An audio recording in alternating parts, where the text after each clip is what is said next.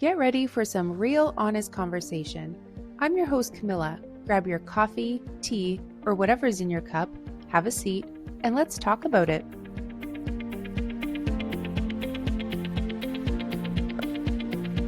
Soundproof. I have soundproofing on the ceilings. I have obviously the real microphone and headphones and stuff. So like, I'm ready at any time. I just haven't done it. Because I just maybe it's a little bit of insecurity, but I'm using the mask of like, well, I'm just too busy. But yeah, this is it. So let's get into it. Okay, cool. Yeah. So first, I wanted to start with your background. Is it Polish? Yes, are you Polish? I saw that Okay. ski in your name. Yes, definitely Polish. And were your parents born in Canada or did they come from Poland? No, so I am a fifth generation Canadian, but all of them on both my mom's side and my dad's side, they all date back 5 generations, 4 generations to Poland. And they all landed in Nipawa, Manitoba. Let's call it 200 years ago now. 200 years ago, someone from this new country of Canada, they would go to, maybe it wasn't counting, no, Canada was a country yet, as I correct myself. But anyways, someone from the British Empire went to Poland and said, "Hey, we have this place. You can live there for free as long as you farm the land and create agriculture and stuff." So all these Polish families, the Kwiatkowski family, the Prodzik family, they ended up in Nipawa, Manitoba. And they didn't tell anybody in Poland what the winters were like in Nipawa, Manitoba. Yeah. So they were dirt farmers and potato farmers, and I think they did garlic and stuff. But this is all hundreds of years ago. So yeah, Mhm. long story short, yes, I'm Polish. And do you speak any Polish or is that because you're No, fifth not. generation? Yeah, Yeah. I'm so far removed. Both of my grandmothers, because they're both since long passed away, but they could both speak pretty fluent Polish, or Canadian Polish at least. Yeah. My mom pretends like she can speak Polish. She cannot. She knows about 6 phrases Yeah. that she always busts up around other Polish people to try to impress them, and they're like, "Lady, we don't even know what you just said." But Yeah, and I'm sure the yeah, dialect changes and everything. Like we grew up, so growing up, we went to Polish school on Saturday, so we learned Polish. Nowadays, I understand it more than I can speak it, but I still try to, sure, it's terrible, but I try to speak it every once in a while. And I do find that over the years, even just talking to my parents, because they'll always talk to us in Polish and we'll respond in English. Some of the words that they use, I'm like, I've never heard that before. What does that mean? And I have to ask for clarification. So I don't know, sure. it's like it just changes and they come up with all these different words, or maybe I'm losing it and I'm like, what does that mean? And then they'll explain. I'm like, Yeah. oh, that's the word for that? Okay. It's Well, kind of it's funny weird. when my mom's mom, my Nana Flo, as we called her, her name was Florence. So Nana Flo, she towards the end of her life developed not a severe case of dementia, but enough where she kind of didn't. She remembered who people were, but like, if you went to go visit her the next day, you'd go visit her again, and she would say like, "I haven't seen you in months. Where have you been? You were Yeah. there yesterday." So it was that kind of dementia. But anyways, towards the end of her life, my one of my mom's best friends, her name is Sophie. She was born in Poland, and she speaks fluent Polish. And one time they were in the car together. They were going to some farmers market. It was my mom, my Nana Flo, and my mom's friend Sophie. And all of a sudden, out of nowhere, my Nana Flo just started speaking Polish, like completely fluent Polish. And my mom's friend Sophie turned around, and then they had this like full on back and forth for the entire car ride. And my mom's pretending like she understands. She doesn't. But yeah, it's funny, like your first language, your mother tongue, it seems to be the last thing to go. Some days my Nana didn't know what day it was, but she could give you, how to make borscht in Polish. You know Oh, what I mean? So it's very interesting. that's awesome. And then you're from Hamilton, but specifically Stony Creek, right? You got it. Yeah, okay. I figured that. So the first show that we saw of you was last summer in Thessalon, Ontario, up here up north. Oh yeah, And yeah, I yeah, can't, I think it may have been something that you said within there that kind of hinted at Stony Creek. yeah. So I was raised Stony Creek Mountain, but I think Oh you're wow. more like down the No, mountain, I was Stony I was Creek. raised Lower Stony Creek. Yeah, Gray's and Eight, Yeah. right by Cardinal Newman. Did you go Now to Newman? I did. Yeah, Okay, yeah, yeah. I yeah, went to yeah. BR. Oh wow, my Bishop mom went to Ryan, yeah. BR. Yeah, yeah. I just last summer shot a TV show about the BR wrestling team, loosely Oh, based on the BR wrestling team. It's a comedy series called Grapple, and I play the head coach of the oh, boys wrestling cool. team. So Yeah. I have some deep connections to BR, but yeah, I'm a Newman guy. Yeah. Okay. So Tony Creek. Now, I don't know if that was what I saw on social media. I don't think that you put that in your skit, but I think like obviously the connection Tony Creek's Tony Creek. Yeah. So I've got a bunch of questions for you, but since we're here, you have like a or you've launched a cartoon show about Tony Creek? Yeah, so I have a TV show, cartoon animated TV show, kind of right now would be listed as in development. What happens was, so years ago, like this was 10 years ago, when Snapchat first came out and Snapchat filters first came out, I downloaded it and I was going through the filters one day and one of the filters was this guy with this big mustache. And I said to myself, like, wow, this guy really looks like just like a proper guy from Stony Creek. And then I started putting out these videos of Tony Creek, and the guy's name is Tony Creek, and they're all just like funny. Like I'm not Italian, but I grew up around Italians, so I know kind of their disposition. I know their, I know the way they carry themselves. I know the way they act. I know what they believe in, what they don't believe in. So I started putting out like, "Hey guys, it's me, Tony Creek," and I would just start doing these videos. Now, they went viral. Now, I don't mean viral like millions of views viral. I mean within the community of Stony Creek, Yeah. definitely went viral. Everyone was watching them, and I talk about traffic. I talk about Fortinos. I talk about the grocery store. For those who don't know, Yep. I would just talk about Stony Creek things, and they just started to really kick off and do well. Anyway, so then I was approached about 10 years ago from a guy who said, this would be such a hilarious cartoon. So we developed a kind of a sketch of what Tony Creek would look like as a cartoon. And we got into it. And then this was 10 years ago. This is before kind of, where we are with AI and production and After Effects and all the stuff that goes into making a TV show. And we kind of put it together and it was like, all right, well, it's probably going to cost anywhere from $10,000 to $15,000 an episode to make. You're probably going to want to do 10 episodes. Anyways, I was looking at a bill for like 200 grand by the end of to self-produce my own TV show called Tony Creek. And then the goal with Canadian show business is you want to have a production company or a network pay for this. I just never got that far. But anyways, fast forward 10 years later, I reconnect with the guy from the original, the first time we talked about it. His name is Jay-Z Barth. Jay-Z Barth is a legendary Canadian animator and producer and stuff, and he produced a TV show on Cartoon Network called Sons of Butcher, which was like a rock and roll, kind of very crudely animated. It was a TV show. It did very well. I think they did a couple seasons, and it kind of has a cult following. Anyways, this is him. He comes back to me and he goes, "Hey man, I think we should take another kick at the can with Tony Creek."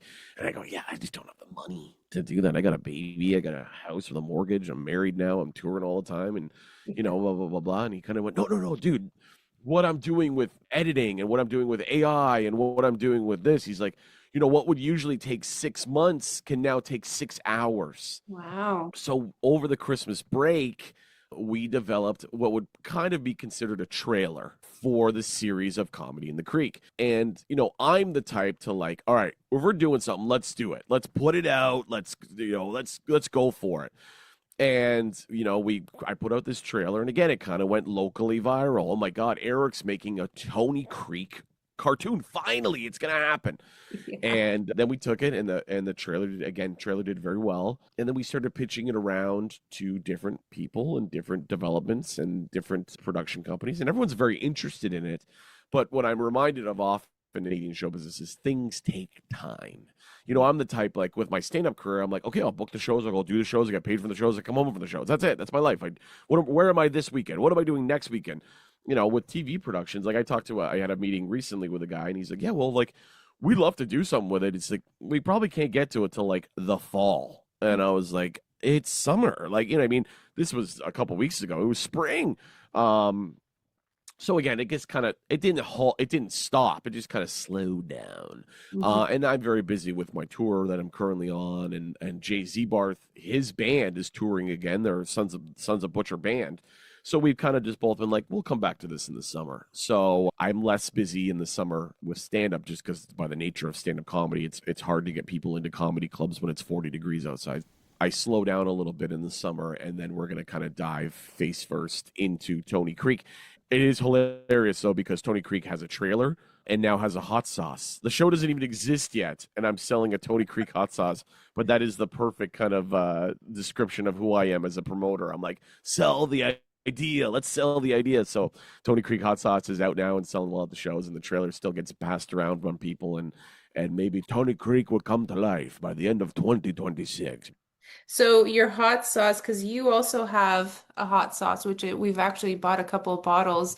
Yeah. I'm not a huge hot sauce person. Just spiced for me is not like a thing, but my husband really likes it. But so what's the difference between like the Tony Creek hot sauce and your Run with the Bull hot sauce? Yeah, so I've got two types of regular kind of Eric Johnston hot sauce. One is kind of less hot. It's kind of your everyday, like couple clicks above Frank's style sauce. And then I have a really hot one that's made with ghost pepper. That one's called Fuego. And the Tony Creek hot sauce is Italian inspired. It's called the Garlic Lovers. And it's three different types of garlic made into a hot sauce with all these different peppers and whatever. So it's kind of leaning into the Italian culture of the garlic. Some Italians like garlic, and again, it's selling really well, and I'm really proud of it. It's funny. I'm selling a hot sauce for a TV show that doesn't quite exist yet. It's more Yeah. of a in development, but that's me. That's me to a T. That's awesome. So, May 16th, you posted a clip on social media from your docu-series, which we can also get into about that. So this one really struck me and stood out, and I wanted to talk to you about it. It was the clip of you doing breath work, Hmm. and the way that they edited the whole thing was like, oh my gosh, like I felt that. Yeah, And you broke down and you cried, or it looked yeah. like it, at least in Oh, this. I cried. No, Yeah. yes, yes, yes. Very, And very then sad. it goes into like an interview with you, and you mentioned how you are spiritual and not religious. Hmm. So I wanted to get into that with you to see like Sure. what does spirituality mean to you, and then move it to, like your father passing away, if you're okay with that.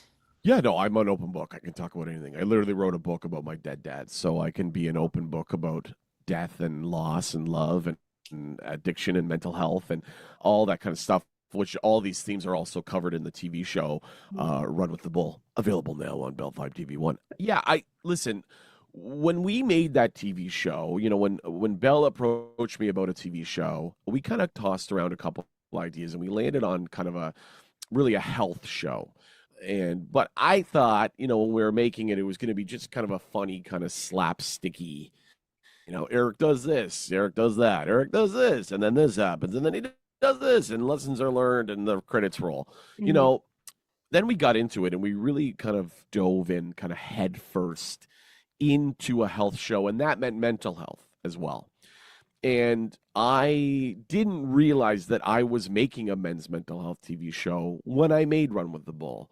But as I covered the themes of my life and the themes of the show, with mental health, addiction, and death, and everything that is me and everything I'm currently working for, it really became a piece that I'm proud of more than just the fact that, oh, he's got his own TV show. And I feel like I've helped a lot of people. I know that because people have messaged me and saying, I watched your show and it was really helpful for me. And I had a friend of mine recently. He goes, "Hey man, since I watched your show, I've been on a little bit of a health journey myself, and I'm down actually about 25 pounds since I watched your TV show." And it came out April 1st, right? So, or April 3rd. But anyways, to answer your question in spirituality, like when we dove into that breathwork stuff, I didn't know what to expect. I was terrified. And I think the fact that I was terrified is what made me really want to do it, which is funny. That's kind of a way a comedian lives their life. It's, I'm a little scared of this, so let's do it. And that breathwork was the first thing we shot. That was day one, scene one, camera A, take one. Mhm. And we just filmed it. And ironically, Jay Z Barth, the guy from Tony Creek, is the guy running the breathwork class. It's the Okay. same guy. And that's kind of how we reconnected about Tony Creek. So, anyways, he, explained into me before we do it, like, this is going to be a big release. This is going to be a big, anything you're kind of holding on to, breath work is kind of designed for you to let it go. And I didn't realize how much of my stuff from my life I was holding on to. I thought I had done a lot of work on it. I thought I was healed or at least healing, but I realized that I still had a long way to go. And the breathwork really revealed that.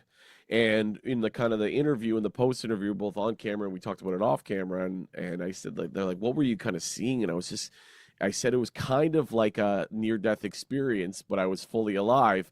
Of like, I just felt like all these moments from my life were just flashing and flashing, of me with my dad as a kid and me with my dad this, and being an innocent child with his father who loved me before, his addiction took over and it killed him.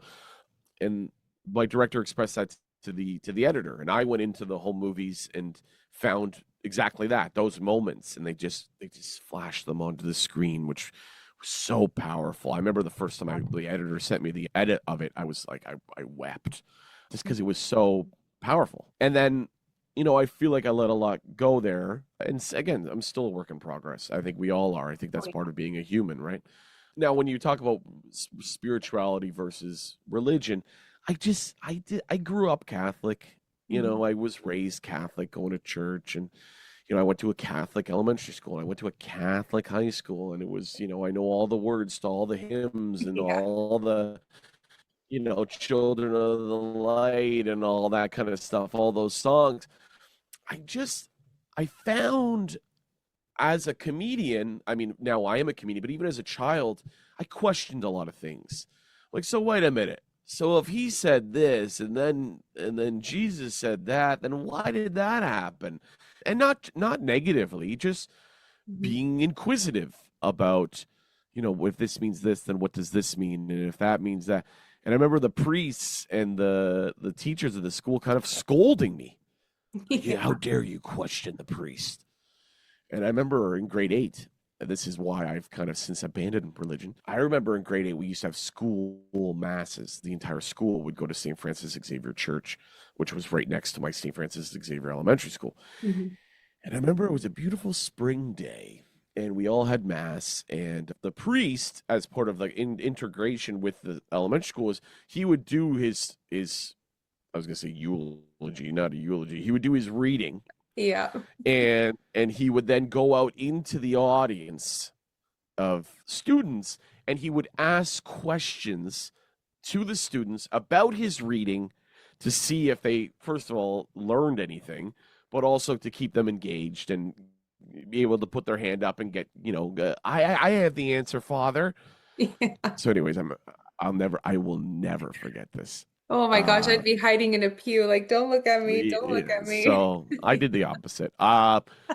He did a question. His question of the day was, Bill Gates was very popular at the time. Like, Microsoft was really taken out. This is 2002, Mhm. 2003. So Microsoft and the dot-com bubble and everything. Bill Gates. I feel like at every recess, someone was saying something about Bill Gates, even as kids. Anyways, he does this speech, and then he goes, so the question is, does Bill Gates deserve all of his money? And I put my hand up, and I'm trying to give my most like Christian Catholic sign of the cross answer to this guy.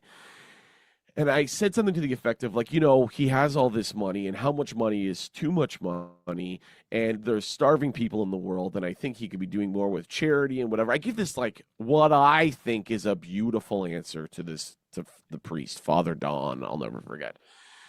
And he hears my answer, and then he, like, swings open his Bible to whatever page, and he goes, well, Mr. Johnston, it says here on Matthew, Mark, Luke 23, 25, whatever it was. And he said something about, like, a man who, I'm making this up, but this is kind of what it was. A man who earns his ducats hath keep his ducats, and do with his ducats he will. Something to that effect. And he Mhm. goes, so you're saying that he earned his ducats but should not keep his ducats? And I was like, yeah. And he goes, so you are contradicting the Bible. And I swear to God, put his hand on my shoulder and went, which means you will burn in hell. And it Oh went, my God. hell, hell, hell, hell. And it echoed through the entire church. And he slammed the Bible closed and took off. The entire school went, Oh, because these are kids who are God fearing children. They're in Catholic school. They don't know to question. They don't know to say anything against the priest. And now the priest of our elementary school told me that I am going to hell, hell, hell, hell, hell. I turned around to my grade 7 teacher, Mrs. Laskowski, who I'll never forget. She was an angel. And I went, Miss? She went, it's okay. It's okay. We'll talk. So now we go from mass to recess. Now I'm the kid that's going to hell. And everybody in the school knows it. And so kids are kind of going, ha, ha, you're going to hell. Ha. I was a funny kid, so I was able to be like, make jokes about it. But mhm. then I remember it was a big deal. It was a big deal. I remember they called me down to the office. They called my parents. My dad was still alive at the time. They came in. The priest had to come in. Like the deacon of the church, the Hamilton Wentworth Catholic District School Board had to come in. We had to have a legit meeting about what the priest did and what he said, and he wasn't going to apologize because he didn't want to go against the Bible. The school's trying to get him. Anyways, long story short, it was an ordeal. I looked at my parents and I remember going home that day and I said to him, fuck this religious shit. And my parents, I thought I was going to get in trouble. My Yeah. parents were like, no, no, you're done. That's okay. You do what you want to do. If we, you know, you're going to continue, you're going to go to the Catholic elementary school, you're going to go to the Catholic high school because they're in our neighborhood. But like, we are not going to push religion on you. You're pretty much an adult. I mean, I was an adult, I was 12, but you're old enough to make your own decisions. Mm. So do whatever you want. So I did. And that's it. That was it for religion for me. And my in-laws, my wife's parents are very religious. They're Lutheran and they are ushers at the church and stuff. And I'll go and our son is baptized and whatever. My son will probably go to a Catholic elementary school or a Catholic high school because in the Hamilton area, they're just better schools. They're Mhm. better funded schools. They have better programming. So, but I'm not gonna like push. Like the only time I'm in church now is for weddings and funerals. That's it.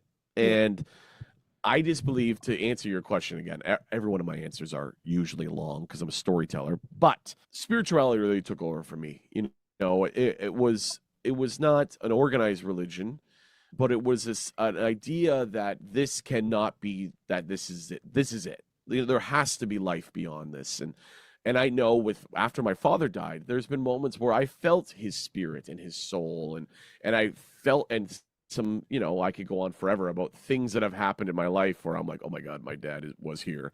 Um, Mm. so I take that as when I was online dating and you could fill out religious beliefs, I would put spiritual. And when people ask me, I say spiritual. But I don't know what that means.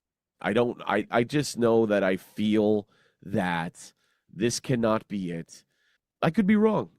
It's like Bill Burr has a great line about it, and he goes like, it probably is it. Like, do you remember anything that happened before you were born? And you're like, no. And you're like, well, that's kind of what it is when you die. And you're like, what? It's terrifying, but also makes the most sense. You cease to exist, and you hope that your soul, although without a vessel, can continue on. And Mm. I have the emotional angle to it of like I'll see my dad again someday, and it's like that stuff is the spiritual element of it. But that's the great mystery of life is we don't know, and Yeah. it's kind of it's both terrifying and exciting, which is kind of my job. So, I mean, I find I'm at peace with whatever it is what it is, and Yeah. that's the very long answer to your somewhat short question of Yeah. religious, no, spiritual, yes. Priest told me I was going to hell, and that was it for religion for me.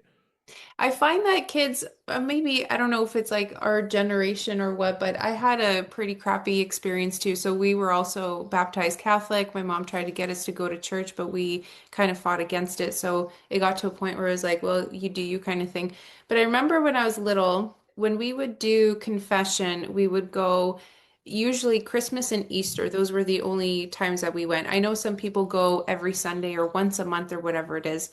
But Sure. typically, Christmas, Easter, that's what it was for us. And we went down to the Polish church in downtown Hamilton for this particular one. I think it was over Easter, so we did the whole basket blessing and all that kind of stuff.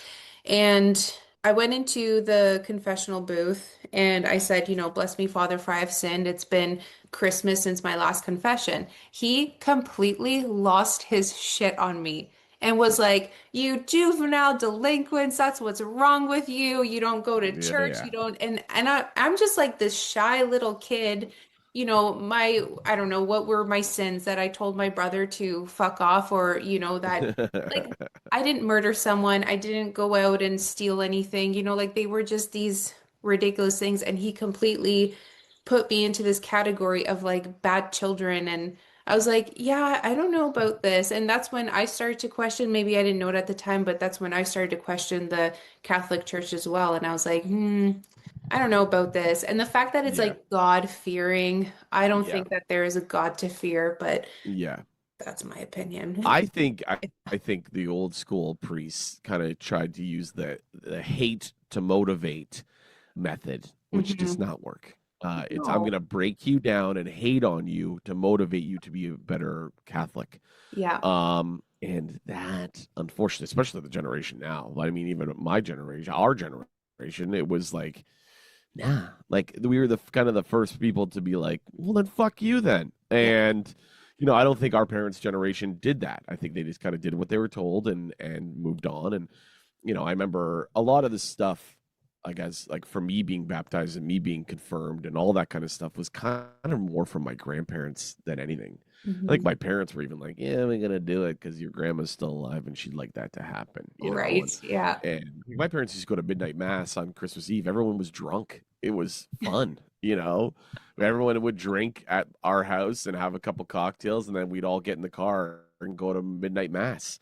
And I remember several times as a parent, or sorry, as a child, my parents, my aunts, everyone's bombed at midnight mass at the church, which in that way kind of makes it fun. But Yeah. anyways, that's my religion. That's my religious stance.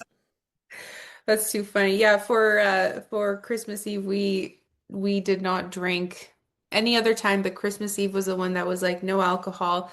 And then I think possibly Good Friday was no meat. I can't Yes, yeah, yeah. remember. Yeah, it was something like that. So your father, because you had mentioned that clip that I was talking about with doing the breath work, you had mentioned that your father passed away 9 days after your 13th birthday. Yeah. So after he passed away, still sticking with the spirituality, were you able to feel his presence like right away, or did it take some time before you started to, I think my dad's around. Like, how did that look for you?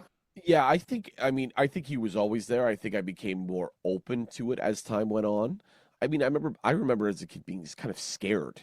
I remember being like, I remember after my dad died, I was afraid to be alone in the house because it felt more like, ooh, a ghost than Yeah. like a spiritual love thing.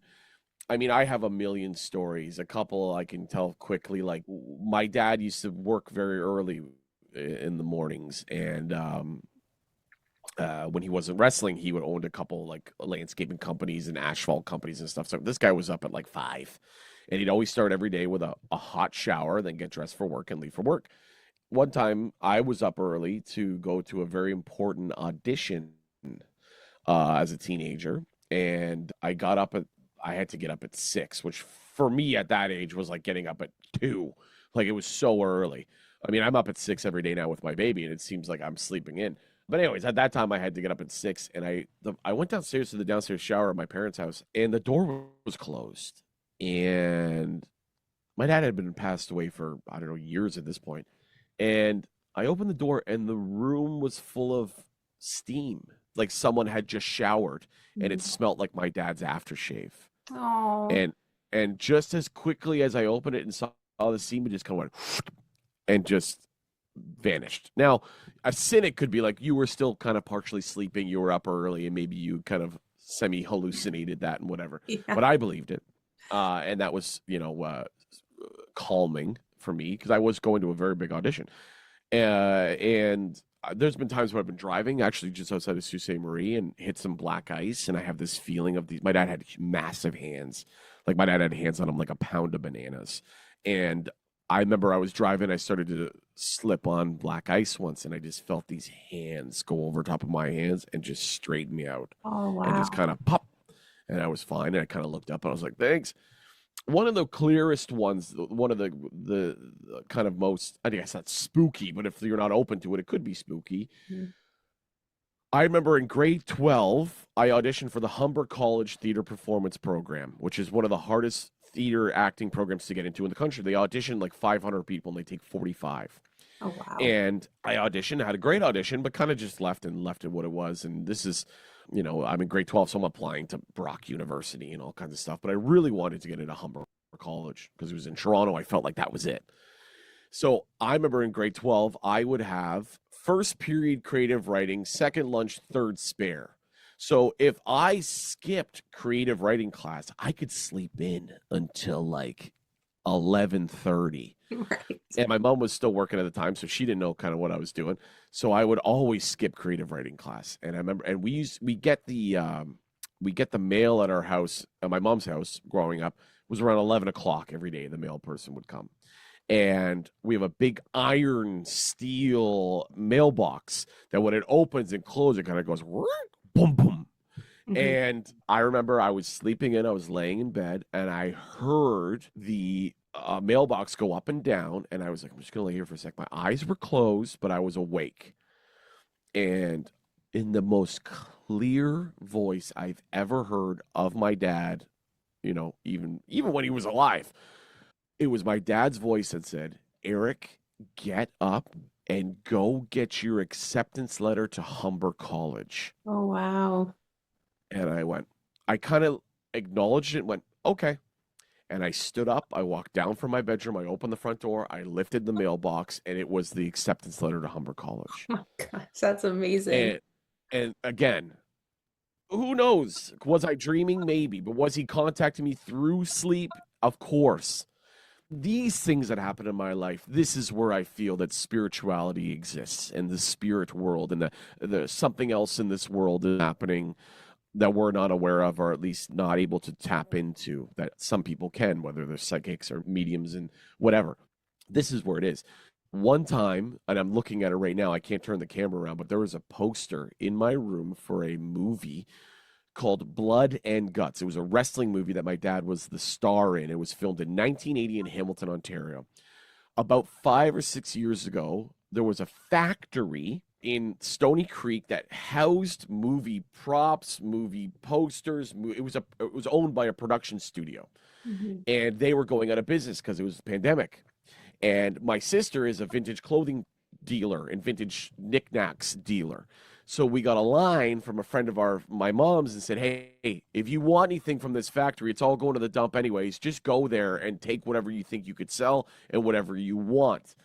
So my sister goes, "Hey, you got to help me. I might need some help lifting some stuff." And I go, "Okay, cool." So we show up to this factory. We walk around and we're so overwhelmed with everything that we can see. There's Chris. They do a lot of Christmas movies. This production company, so like 20-foot Santas and stuff. And I lean against a pile of framed movie posters. And I lean up against it and I go, holy, this is so crazy. Look at all this shit here. How are we going to get all this stuff in the car? And I looked down and it was the original movie poster for the movie Blood and Guts. Wow. There is one of these in existence, and I now own it. That's awesome. It's the production company. We didn't know this. The production company, whose factory we went to, whose warehouse we went to, produced Blood and Guts in 1980 for 40 years. This poster sat in a pile of posters in a full warehouse that was being emptied out. And I just happened to lean up against it and look down and go, "Oh my God, Holly, it's blood and guts." And she's like, "What?" And I didn't say a word to anybody. I just picked it up and I walked it into my car and I brought it home. Nice. Then I was like, I wonder if there's other movie posters in here. And so I started thumbing through them, and I was drawn to this other poster that had nothing to do with blood and guts. And the movie title was "It Seemed Like a Good Idea at the Time." And the picture's kind of this guy in his he's in like a towel, and it's kind of a interesting 70s looking movie poster. And I went, "That's really cool. I want to take that one too. I think it would look good in my bathroom." Because the guy's like getting out of a shower, right? I pick it up, I put it in the car, I bring it home. I look up the movie. My favorite Canadian comedic actor is John Candy. It's clear in my show. It's clear on my social media. I look a little bit like him, so I usually talk about John Candy a lot. I look it up, and it was John Candy's first movie ever. It was the Oh, first movie he wow. was ever in. Not only that, it gets crazier. Then I'm writing the book, and the editor for the book goes, "We want to include a lot of photos in this book, so can you thumb through all of your dad's old photos and see what you can find that might be interesting? Like, I'm looking for pictures with him and his friends. Like, I want to see more of his friends. Can you find some?" So I find one, and it's a group photo of about like 8 or 9 guys. And behind them on the wall, hanging, is the poster "It Seemed Like a Good Idea at the Time." They were having a wrap party for Blood and Guts at the studio, and they were in the executive producer's office, and it was hanging on his wall. And I have a picture, and now that same poster hangs in my bathroom downstairs, Mhm. and it's all connected. So this is my understanding of spirituality. Mhm. You're drawn to things, you go to things will speak to you. I always believe that what you should own, you will own. Yeah. And that could be in terms of success, it could be in terms of a physical movie poster. Mhm. Whatever you are entitled to from the universe, eventually you will get. And this is how I think about spirituality. Yes. Yeah. And I agree. I 100% believe that there's no such thing as coincidence. It's just all synchronicities. One thing I wanted to go back to when you had mentioned when you were talking about like doing things that terrify you and stuff, right? The one thing that came to my mind was that when you do things that you're so uncomfortable with, that's when growth happens. So it's always good to Yes. like put yourself in that position, obviously within reason where your life isn't in danger, but where you're like, "Oh my God, I don't want to do this," but then you do it anyways and you grow. So I love that. Okay, so going to the breath work with that clip that I saw on your social media, aside from that, were there any other before that, like other modalities or like services that you ever tried out that was a little out of your realm, maybe? Yeah, I mean, most things I do are out of my realm. Fair enough, yeah. I, I mean, I say that jokingly, but so like to speak to your last point, I always believe that the best things in life happen on the other side of fear. Hmm. Now, within reason, I would never go bungee jumping. I would never go skydiving. I'm claustrophobic. I turned down a very high paying gig that happened inside of a mine in Timmins because they told me like they have like the mines are so down there for so long they literally build like mess halls in underground, like a kilometer underground. And they asked me to perform there as part of like a kind of rah rah morale thing. Yeah. And I said no. And I only said no, and it was money, real money. They're gonna fly me up to Timmins, hire a car to come get me, take me. And I was going through the step by step, and the guy goes, "Okay, so yeah, then you'll get there. Then it's about a 15-minute elevator down." And I went, "What?" And he was like, "Yeah." He's like, "Well, you take the 15-minute elevator. It's kind of a cage, it goes through a tunnel in the ground." He goes, "Or it's a 45-minute drive by tractor into the mine, down to the mess hall." And I went, "No, I'm not going to do that. I just the thought of it makes my shoulders go up." Oh yeah. So there are things that I say no to. I'm not a crazy, a crazy adventurer guy. But that being said, there are things in my life that I push myself to do, whether that's it comes out as my in my stand up as, trying a new piece of material that maybe I don't necessarily do right now, but I'll try it anyways. Sometimes my shows I don't want to go to. Like sometimes I don't want to go to Eric Johnston's show, and I'm Eric Johnston. You know what I mean? Like that salon. I was trying to remember. I knew we obviously met in Northern Ontario, but I was trying to remember exactly where because I do so many shows up that way. That Yeah. salon wasn't a great show. It wasn't so. I mean, the show was fine. The performance was fine. Attendance wasn't really good. Some of the regulars kind of didn't know that I was going to be there and were kind of pissed that I was there, but that's my job. My job is to, what happened was, is we did the one location in Bruce Mines and it sold out, like crazy sold out. It was an amazing show, sold a ton of merch. The owner was like, we have another location in Thessalon. Why don't you come do that? And I went, sure. And I think we both thought because Bruce Mines sold so well, Thessalon will be no problem. And we Yeah. kind of admittedly kind of took a back seat on it until I got there, and there was like 18 people there. Yeah. And And you the and air conditioning was broken, so we were all air just conditioning was broken. Yeah, melting. the power kept going in and out. Like there was a lot going on in that place that Hmm. day, and the owner was kind of like, the owner was not thrilled that it didn't sell out. So now she's kind of mad. Yeah, okay. It just, the energy in the room was negative. But my job is to say, no matter what, I always say to comics, never punish the people who showed up. Hmm.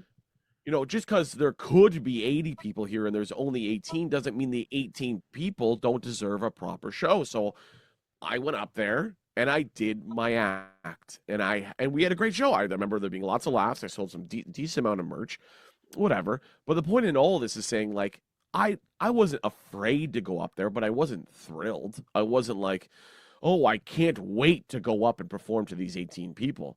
But you make a decision masking the fear and the insecurity and the I wish this sold better guy, put him away, because now I'm about to be introduced and I'm Eric Johnston, and you and the other 17 people there were there to see the show.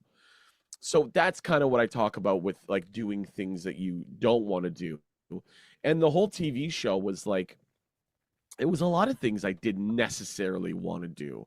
Like the fact that I was doing the breath work with my mom. I first of all was not thrilled about doing the breath work. Then they asked if my Okay. mom would do it with me. And I was like, I don't want to do this with my mom. Like, my mom is a boomer. She's going to be so negative about this. She's not going to get into the experience. She's going to be very chirpy. She's going to ruin it for me. She's going to ruin the show. She's going to ruin the shoot. We're not going to be able to use any of this. Yeah. And it came to being one of the most powerful things in the show. My mom and I doing breath work. We held hands by the end. My mom and I hadn't held hands in 30 years, 25 years. We both cried, and it was a healing thing for my mom. So I remember when I was doing a couple things, in the show, I went, I don't want to do this, which is exactly why I should do it. And I had to climb this 5-story tower at McMaster University, like a rope swing battle tower thing. Oh I yeah. didn't want to do that. I didn't want to do that. I knew I wouldn't be good at it. I knew I would be like I'm a strong guy, but I'm not like a climbing strong guy. And I knew it would be embarrassing, and I knew it would be I don't know. It just felt very silly. Like this is so silly. I don't want to do this. Right. But we did it, and it was another amazing part of the show. Became a representation of my career, doing whatever it takes to get to the next level. And when I got to the top, it was so rewarding to be able to get to the top of this 5-story rope swing thing. And then I had to run 3K, and I don't run. I'm not a runner. I'm at the time when we filmed that show, I was 256 pounds. It's not Right. good for your knees to run. And they went, you got to run 3K. And I went, all right. And I tightened up my shoelaces and I did it. And it was so rewarding to do in the end.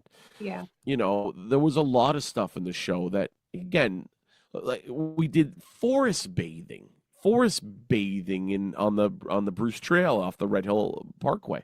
Again, not that I didn't want to do it, but I was like, this is silly. What am I going to do? Go talk to some trees? This is Oh, not heck me. yeah. And so how was that experience for you? It was amazing. It was amazing. I cried. I wept holding onto a leaf because the leaf represented this sprout of new life, and that represented my son. And it was just like, it was so, I'm hugging trees, I'm listening to the forest, I'm feeling the wind. I'm with this hippie, this Heather lady who was an angel. She was so sweet. Mhm. But like, she could tell. I showed up with like track pants and a hoodie on, and I'm chewing nicotine gum, like just kind of like, whatever, what are we doing?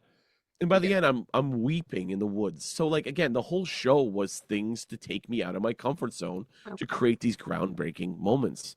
And it looks like we're gonna do a season 2 of the show, and it's like, I don't know what we're gonna do in season 2, but I'm sure I'm gonna be uncomfortable doing it, and it's gonna make for a great TV show. No kidding. So it's just, that's the whole thing. And again, with my career, with TV shows, with life, like I'm emceeing a huge corporate event tonight, and I am a professional MC. I love emceeing events, but then they handed me my script today. They sent it to me this morning, and the event is tonight.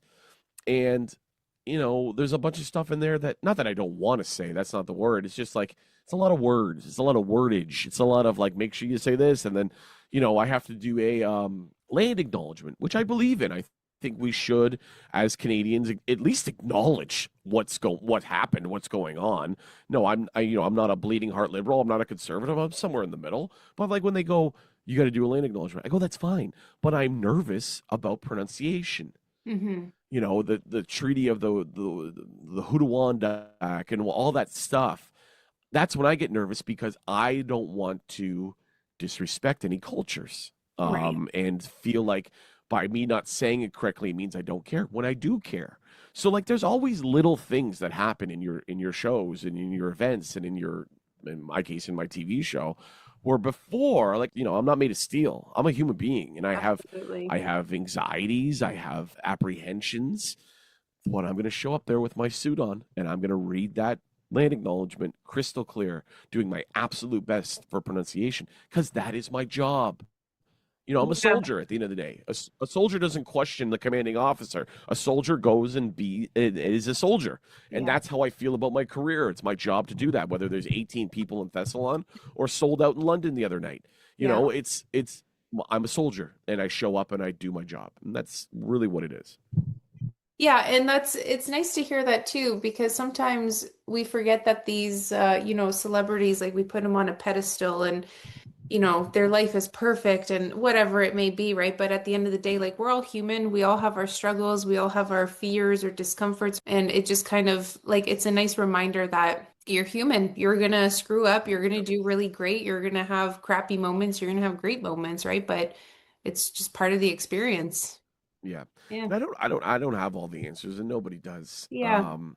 You know, uh, Sometimes, growing up, a really thing that was healing for my relationship with my mother. My mother and I have a pretty good relationship, all things considered, with my dad passing away, and, our life experience together. Sometimes I get frustrated with my mom, and I'm reminded that this is her first time doing life too, Hmm. and that is really freeing when someone wrongs you, or someone, if something happens, or someone says something to you, and like, with my wife and I, with the baby, this is our first time, both of our first times being parents. Hmm. And there's things that we're not screwing up, but there's things that we could have done differently. And I get frustrated with my wife, or my wife gets frustrated with me, and like, whatever.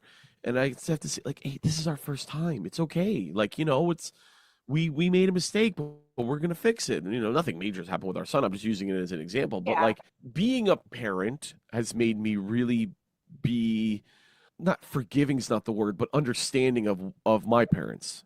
Hmm. And that's something that only becoming a parent can teach you. We're all just trying to figure it out, man. We're all one Yeah. day at a time. Like I remember, even being as a kid and looking at my parents and thinking, oh, they've got it all figured out. Like, life is so good and this and that. And I mean, like, there's nothing crazy wrong with our family, but everyone has their shit that they have to deal with, right? And Yeah. as you grow up, you realize, like, oh, it's not as perfect as maybe I thought, right? They And it's also true don't know that. what's going on. Exactly, right? We're all just trying to Yeah. figure out, we all do the best we can. I think the important part in that is that we acknowledge it and we're aware of it instead of just brushing it under the rug, right? So Yeah. even if you fuck up with your son, you acknowledge it, you're aware of it, you are open to talk about it, and then going forward, you guys approach it differently. Do you know what I mean? Yeah. Yeah. Yeah. I mean, like, that's a life lived Yeah. is just trying to understand and being the best you can. I've changed a lot over the last 6 years, 7 years. 6 years ago, 7 years ago, I was a single touring stand-up comedian with not a drinking problem, but a drinking habit. I would also openly admit to being a sex addict as a touring single guy. To 6 years later, I'm married with a house and a baby, and I no longer drink really at all.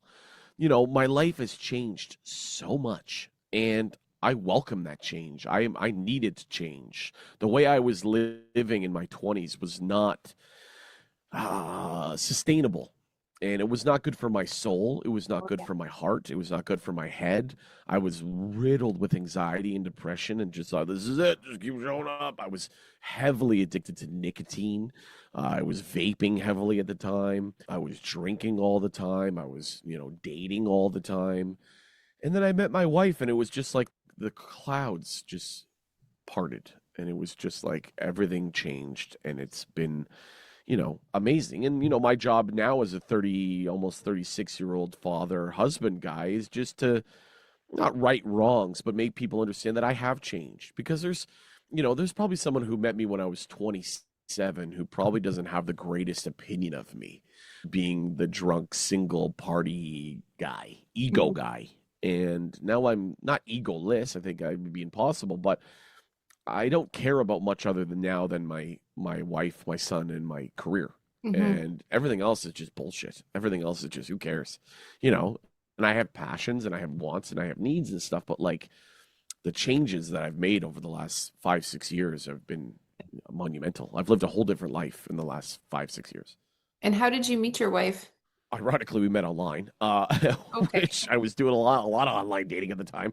It was one of those things where we matched, and then I used to delete Bumble all the time because I was frustrated with it, and I would delete it. And I deleted it one time without kind of letting her know that I was going, and we didn't have each other's numbers. We only had each other on Bumble, and she thought I just deleted her, and I deleted everything. Hmm. And then a couple weeks went by, and I was like, all right, let's try this Bumble again. So I went back on it. We matched again, and she gave me shit for unmatching with her, and I explained to her that no, I did not ghost you. I was going through something at the time. I needed to get off of this online dating. Anyway, so we agreed to meet, and I was very wishy-washy at the time. And we were set to meet on like a Wednesday evening for a walk. And a Wednesday afternoon, I wasn't gonna bail, but I wasn't like as excited about it. And she just messaged me. She goes, "Hey, are we meeting up today? Because if we're not, I'm gonna make other plans." And I was like, "Whoa, okay. I kind of like this. I kind of like someone holding me accountable for my lifestyle." And then we met, and our first date was 15 hours. Eventually, I went home 4 or 5 o'clock in the morning, and we've been together ever since. Hmm. And she was just different, and I love her. There's challenges. We got in a kind of a little fight this morning. Just both of our frustrations kind of boiled over, and we both said some stuff we didn't mean, but we're very quick to, you know, give each other a hug and say, hey, things got a little crazy back there, but I love you more than anything. And she goes, I love you too. And that's it. I mean, the frustrations are easy to boil over when you have a crazy year-and-a-half-old son Hmm. who is very needy and in a good way. He's a baby. He's a little Yeah. boy, and sometimes the who's doing what and who's getting pulled in what directions kind of it boils up and it spills over. I'll say this about my wife. I think my entire life up until I met my wife, everything in my life I did with one foot out the door. Mm. One foot always out the door because if anything went south, whether it was work or relationships or friendships or whatever, I could easily get the fuck out of the room, close the door, and it was like I was never there. I Yeah. was never there. No, I can't be hurt. I can't be accountable. I wasn't even there. I don't even know what you guys are talking about. And other than stand-up comedy, I've always been 2 feet, 10 toes in. But relationship, and my wife was the first person that I walked both feet in, closed the door behind me, and threw away the key. And I Yeah. just went, this is it. This is my life. You are my life, and I am her life. You know, sometimes she's frustrated and wants to kill me. But Of course. we are. She will end my life as easily as she is my life. But no, it's good. Things are good. We love each other, and that's it boils down to the end of the day. If you love each other, anything can really Yes. happen. And on top of that, with loving each other, it's you're choosing each other every single day, no matter what. And I've learned that with my relationship with my husband too, that yeah, I love him to death and I can't imagine doing life without him. But there are days where I'm like, oh, I could just kill you and. But then he always jokes that How it's much like, insurance well, money? Yeah, yeah, right. Like he always jokes that that's what husbands are for. They're here to piss their wives off, and it's just this yeah, like funny, cute little banter back and forth. But at the end of the day, you're choosing each other, and that's an important part of like loving each other, right? It's not just, oh, I love this person or I'm in love with this person. It's I'm choosing this yeah. person. Sure. And I learned that in the last like year or so, and it's been pretty eye-opening with like viewing a relationship differently compared to before. Yeah. No, and it's Yeah. again, it's changed my life for the better. Mhm. I said this at our wedding, and I said it on the at the my screening for my TV show. I was doing a speech at the end, and I always go back to the Mumford and Sons lyric that goes, "Love will set you free to be the man you're supposed to be." You know, I hadn't had love like that. I mean, I had girlfriends, and I had sometimes one night relationships and sometimes 2 week relationships, sometimes six, but there was never love. I mean, when I was in my early 20s, I thought I was in love and it wasn't. And when you fall in love for real, it's like, whoa, this is what it is. Holy shit. This Right? is what love is. And yeah, that's it. That's awesome.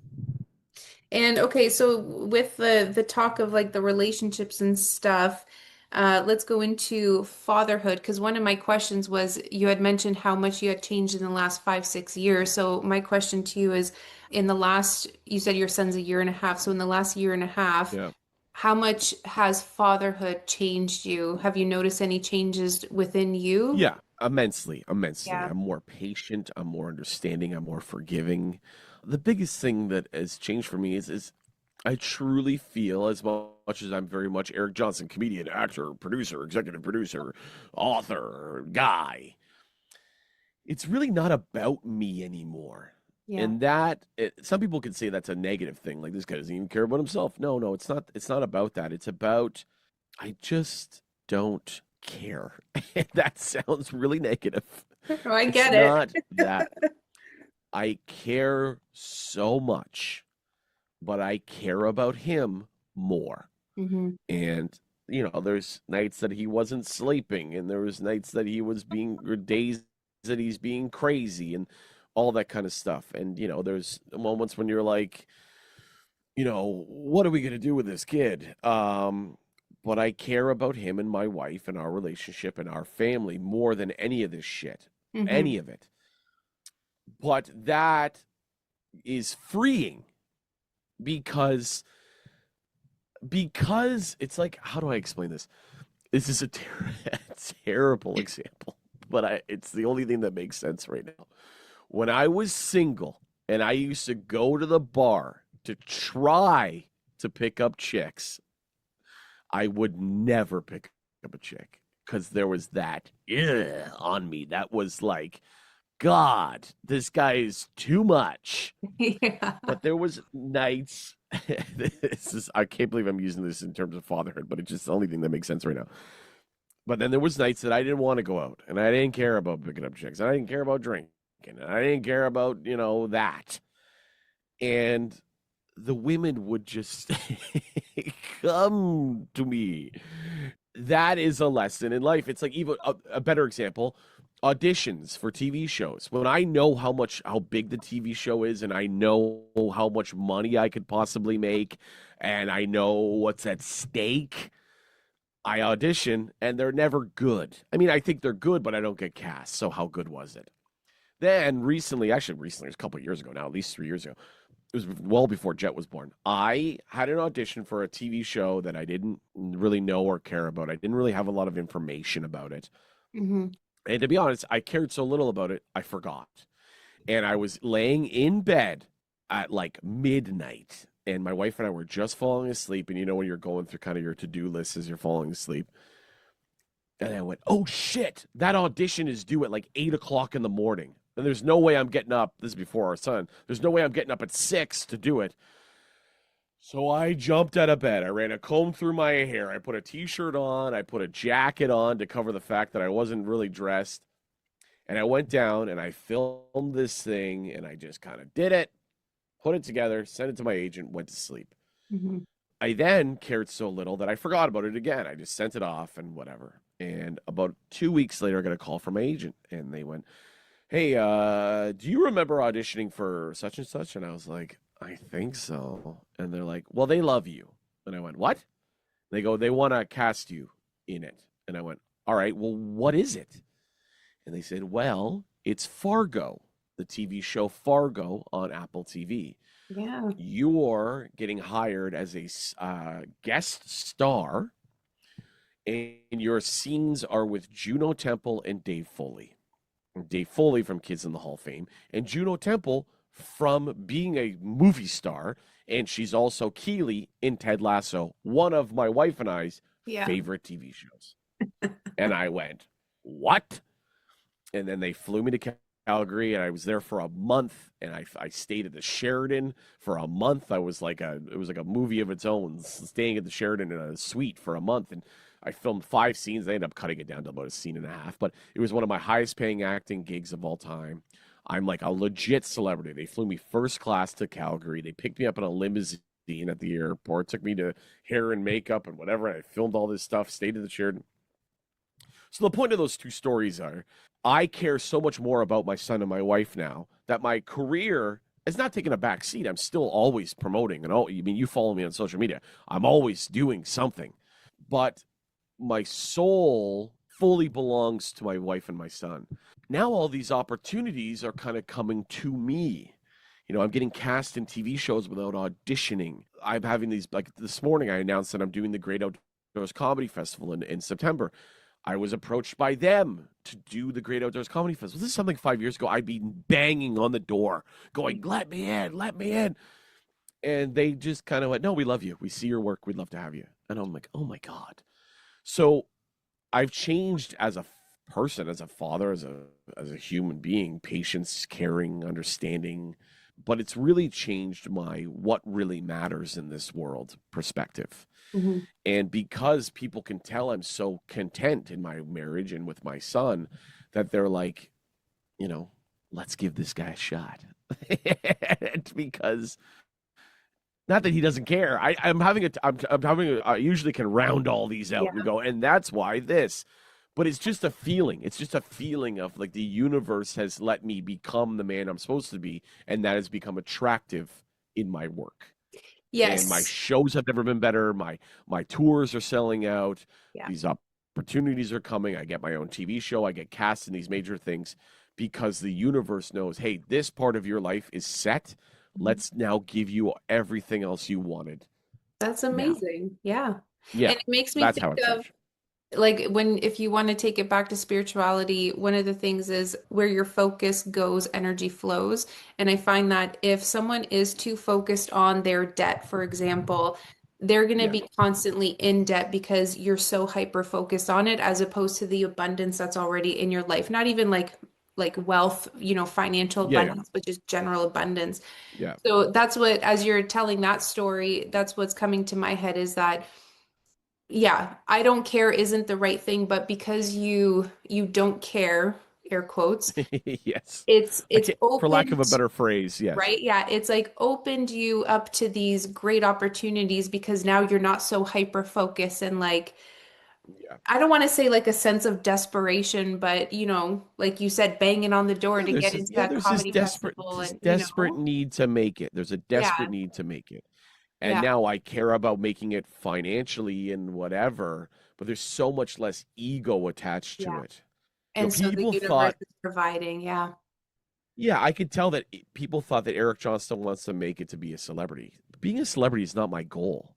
I Hmm. actually try to avoid being a celebrity. I relish in the fact that I can, as a Canadian entertainer, pretty much just be a regular guy because Yeah. that's kind of the nature of Canadian entertainment. It's just like yeah, it's not driven by desperation or ego or whatever. It's really, and this is how I can round it out. It is motivated by legacy. Mm, And the legacy that my father left me with very big shoes to fill. But now I don't feel the need to fill them. I filled them. I'm a father. I'm a husband. I own a home. mhm, These are the things that my father left me. He was a father, a husband. He owned a home. Those were really. I thought I was trying to chase my dad's celebrity my entire life. I was really trying to chase my father as the man, and I filled those shoes, and it's freed me up to be just free. I'm mhm. just free. I'm a free man, and there's nothing more attractive than a to the industry than a free man. Yeah. And that's where the I don't care. I do care, but it's in such a freer, more free way. Hmm. To segue into, when you said about filling in your father's shoes, is that one of the reasons why you became a comedian because he was a wrestler and entertainer and you felt Yeah. that that's the path you had to go down, or was there a bit I of don't something I else don't think it too? was had to. Okay. It was both nature and nurture. Hmm. You know, only people who are children of people in the entertainment business will really understand, but it's it wasn't like he sat me down and went, in this family we're in show business. It was never that. My dad would have loved if I'd done anything, and that he kind of expressed that whatever you want to do, just as long as you're the best at it and feel that you're happy doing it, then do it. Hmm. It's just there is a magnetic pull to show business when you were born into show business. Hmm. I don't know if I would be happy. I know for a fact I wouldn't be happy if I just worked if I was a civilian, for lack of a better phrase. There's people in show business, and then there's civilians. There's people who buy tickets, and there's people who perform. You Yeah. know, I think I would, I lust over the idea of just being a regular person, and there are funnier people than me who are civilians, but Hmm. they didn't chase that dream. It's an exciting dream to chase. I was born into it. I was attracted to it. And for me, there was no other option, but I wasn't presented without another option. I was presented with, you can do whatever you want. But in my soul and in my heart and in my mind, it was like, this is what I'm going to do. Right. And not only if I'm going to do it, I'm going to be the best at it. And to be honest, a lot of my motivations were to be bigger than my father. It's almost like a Oedipus complex, if that's the right phrase. It's like I want to conquer what he couldn't. Hmm. Because my father had a great career, but my father's not a celebrity. Nine and a half times out of 10 people go, "Your dad was a professional wrestler." I go, "Yeah, his name was Bullwhip Johnston." They go, "Never heard of him." Yeah. But there's a lot of people who have heard of him. There's a lot of people. My dad's a legend in Canadian wrestling, but he's a legend in Canadian wrestling. That The says a lot. average fan, yeah, the average fan, kind of casual fan would have no idea who my father is. But the Mhm. diehard fans of Canadian wrestling go, "Your dad was a legend." And, I wanted to surpass my father, not as I'm going to beat him. It was, he's gone, so I'm going to surpass him, and I'm going to take him with me, which is why all of my tours are the Son of a Bull, the Undeniable, the Inevitable, the Eric Johnston Run with the Bull TV show, the Eric Johnston Run with the Bull book, everything bull related. All my merchandise has a bull whip on it Mhm. because it's my legacy, and I'm taking it with me, and I'm keeping my father alive through my work. This Mhm. is an inherent need and want of mine. And when people understand that, they go, "Oh, okay. This all makes sense." Because if you don't know my story and see me just, you come across me on Instagram or something, and they go, "So what this guy thinks he's a bull? I don't get it." Like he's what, faster and stronger and more aggressive than everybody else? Is that why he's a bull? It's like if you don't know the story, then you can think like I'm a fucking asshole. Like this guy, what does this guy think he is? He thinks he's a bull. He thinks he's a horned beast But when they know the story, they go, "Oh, okay, this all makes sense." And then that's when people kind of really open up to me, and they go, Mm. once they understand my motivation, they will come along for the ride, and that's important for me. So it's legacy. It's a legacy business, show business. Like my father's father was in entertainment. My father's in entertainment. I'm in entertainment. I don't expect Jet, my son, to be in entertainment, but if he wants to, I'm going to fully support him in that Mm. because he's going to feel that same magnet in his gut that I feel, that my father felt, that his father, I don't know where my father's father got it from, but he made that decision. Yeah. So yeah, no one ever sat me down and said, "You're going to be in show business." I just, from a very early age, went, "I'm going to be in show business." And I am. Nice. So we kind of touched on like the docu-series, and you said when they were editing and sending you clips and you express your emotional reaction to it. My question to you is when it did come to editing the docu-series, how much of a say did you have in like how it came together and what it looked like?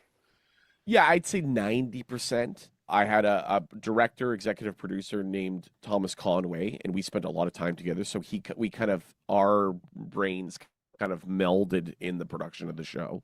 Mhm. What the process was is we shot everything, and then the editor took it, did something called assembly cuts, where the assembly cuts are kind of like, this will happen, then maybe this will happen, then maybe this will happen, and then that will call back to that, and then we'll roll the credits.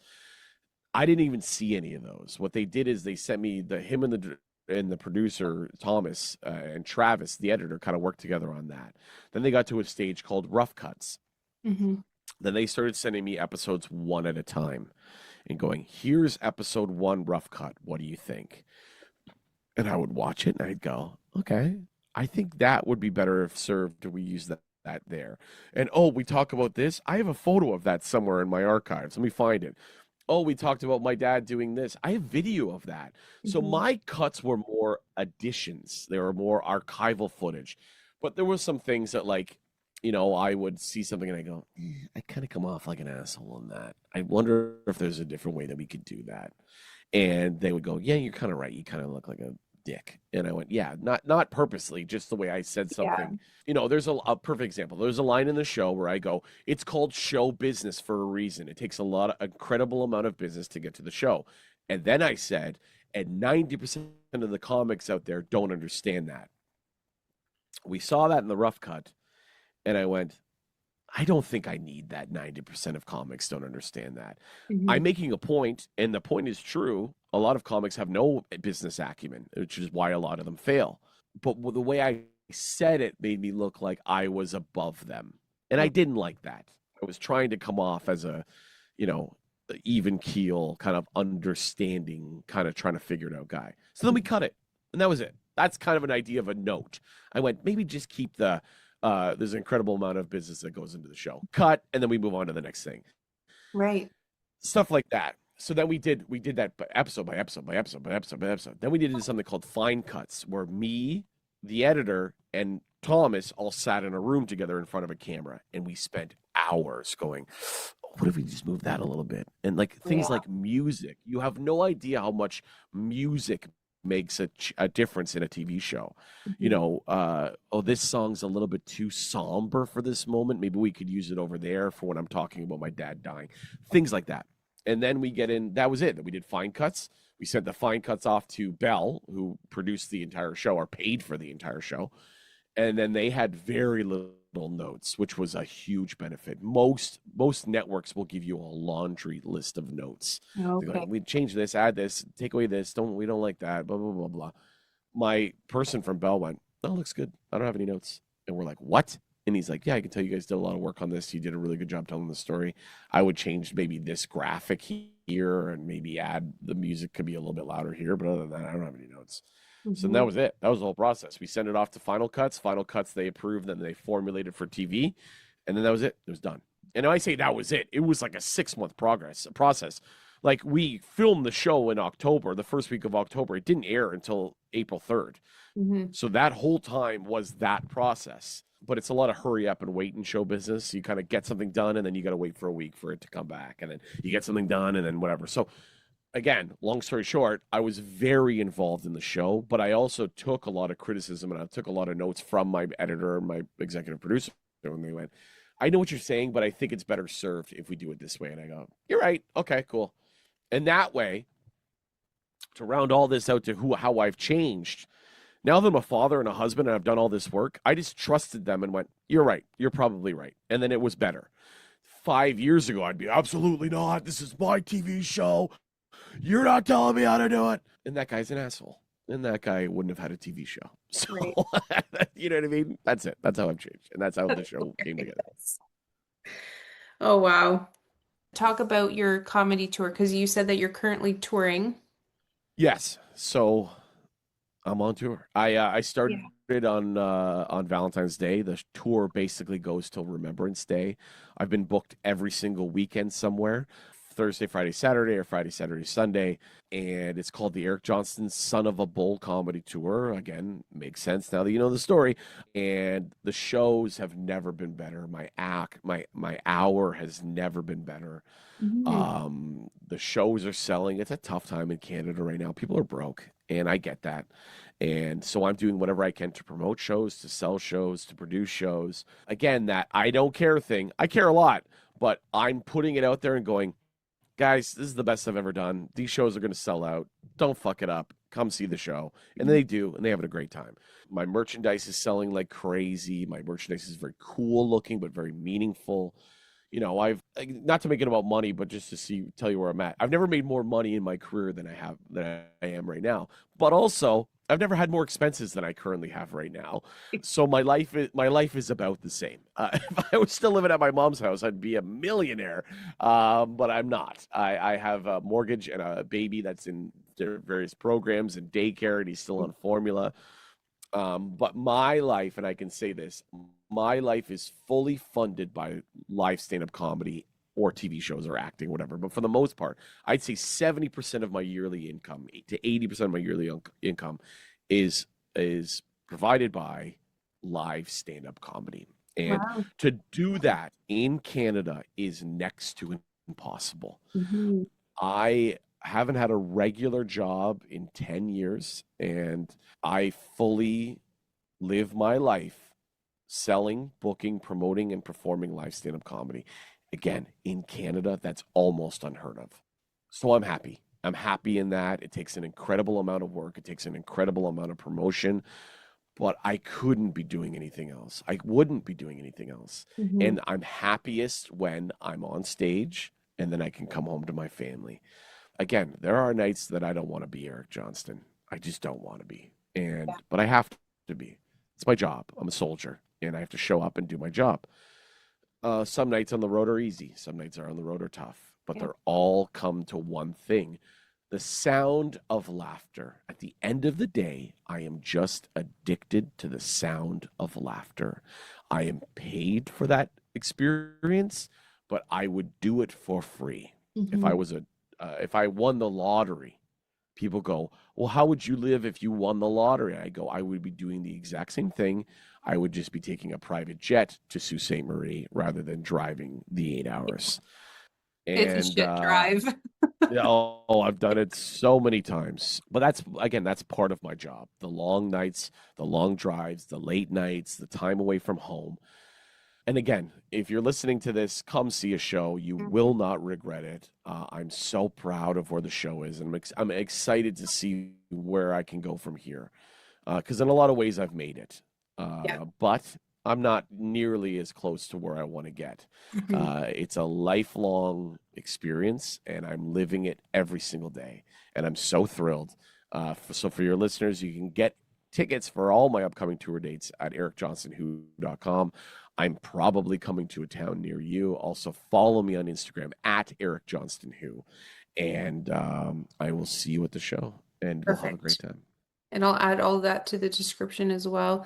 And my other question was with your touring, are you just touring in Ontario right now, or is it kind of throughout Canada Yeah, or so I'm even trying United to stay. States? Yeah, so I did some shows in Michigan. I'm Okay. doing some shows in New York and New Jersey. For the most part, I'd say 80 to 90% of my shows are in Ontario right now, and it's just for that very reason of trying to be at home as much as I can. Mhm. I'm booked in Winnipeg in September. That's just going to be a fly in, fly out. Yeah. For the most part, it's southwestern Ontario and northern Ontario. I mean, you saw me in north. I have a whole career that lives in northern Ontario that I visit once or twice a year, Yeah. and I love touring in northern Ontario. I love the people. I love the venues. I love how appreciative people are that I've come up there from the south, as they say. You came up from down south, Yeah. um, and the shows are great. And it's just so if you're listening in Ontario, I will probably be in a town near you. If you're listening anywhere else, I will probably be there eventually because that's what I do. I just keep rolling. Final question to wrap up this episode. Do you have a dream place that you would love to perform? Yeah, it's in Hamilton. It's used to be called Cops Coliseum. It's now Okay. called the TD Coliseum. It's been recently renovated and renamed. I often fantasize and lust and manifest the idea of selling out TD Coliseum, and I will someday. And that's a crazy thing for an entertainer to say that they will do something, but I know I will. There is no doubt in my mind that someday I will perform and sell out TD Coliseum. Mhm. It could be called something else by then. Who knows? With these naming, the way they've been naming arenas these days, it might be the Scotiabank Arena, it might be the whatever.